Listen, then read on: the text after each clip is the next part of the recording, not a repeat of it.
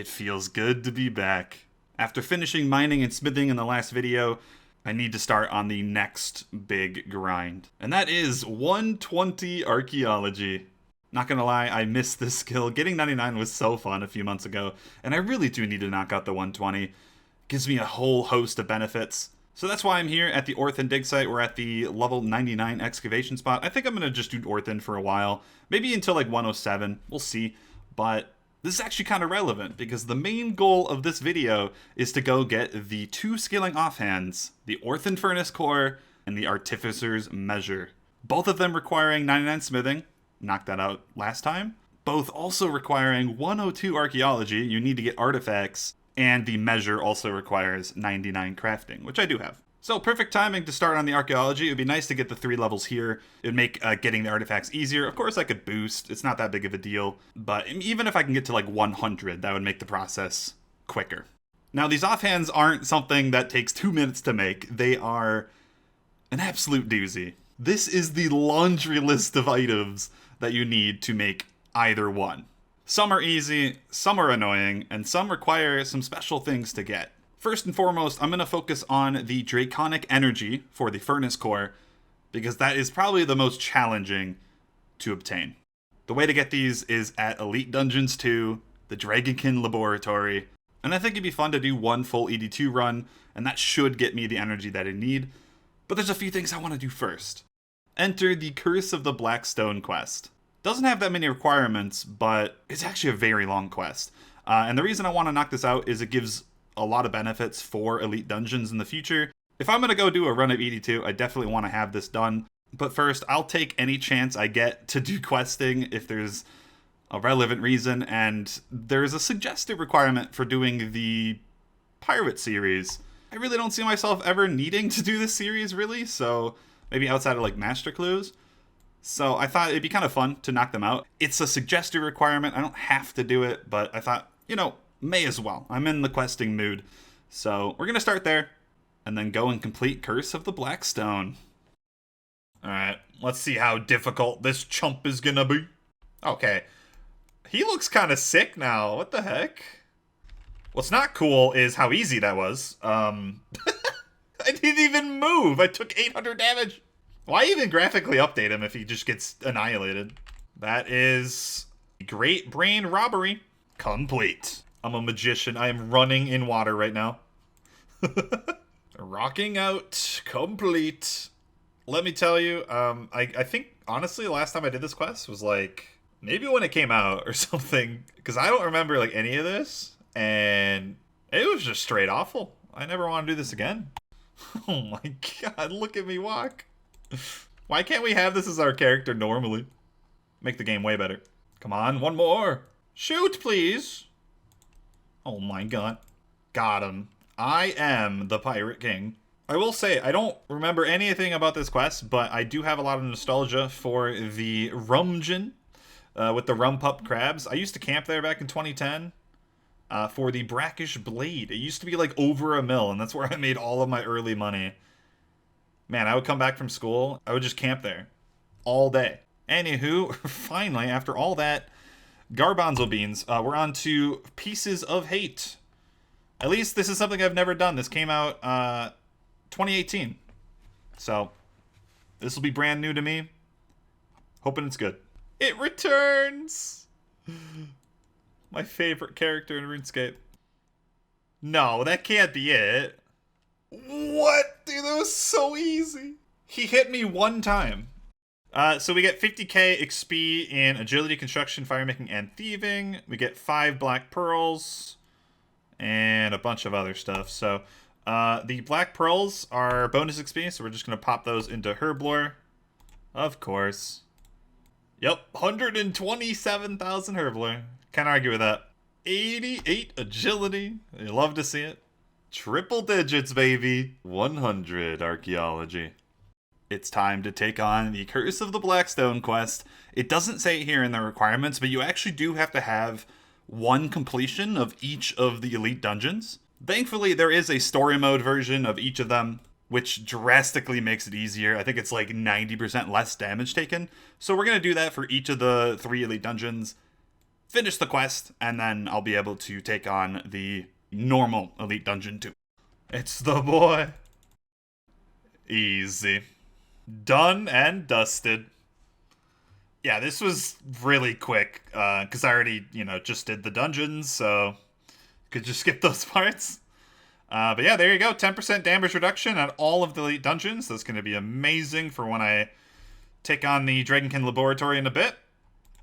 It also unlocks this upgrade right here. It's 750k dungeon tokens, so I won't be able to get this for a while, but it allows me to bank in the dungeon and 20% double loot chance on bosses, which is actually really, really good. 250k. Whoa! That was so much XP. 250k. I didn't think I would get a cutscene for this. It's kind of cool.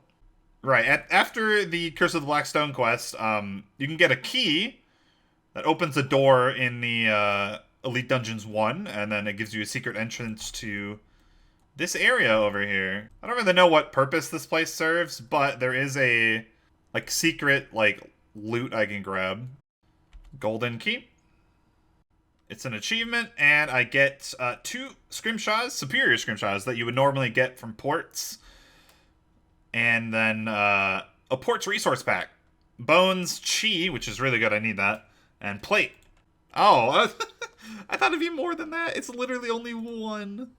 Okay, that's a little disappointing. Alrighty, it's time to do the ED2 completion so we can get the Draconic Energy. In terms of gear, I'm going to be rocking the Crypt Bloom that I have, because that'll reduce a lot of the damage, and we're also going to be using Animate Dead, just to make my life a little bit easier, because I just don't know any of the mechanics, really. I didn't really get a nice taste of it in story mode, so...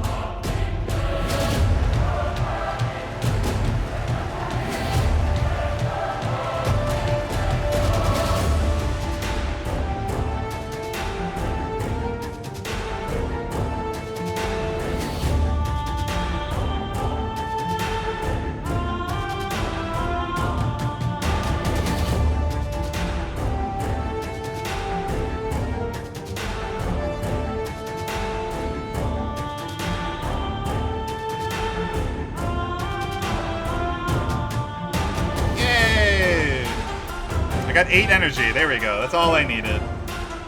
That was definitely rough. I will say, I used a ton of food on the Blackstone Dragon.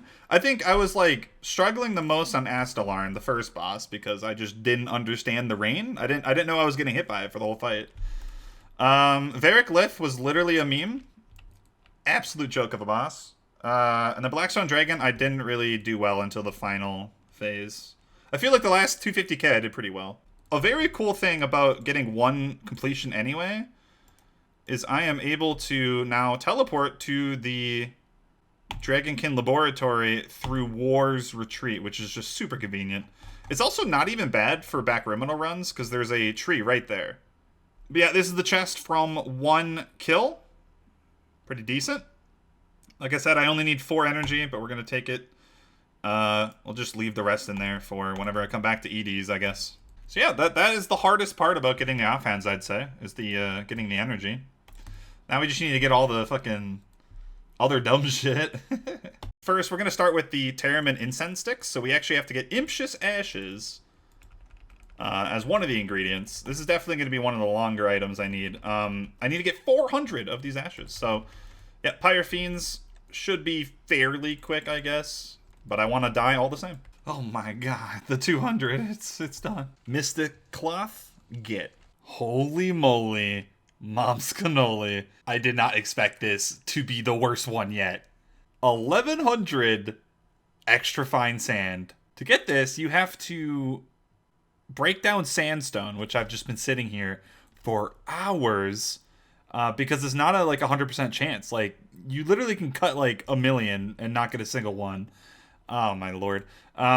Yeah, I need 1,000 blessed ones, and then separately 100 normal extra fine sand.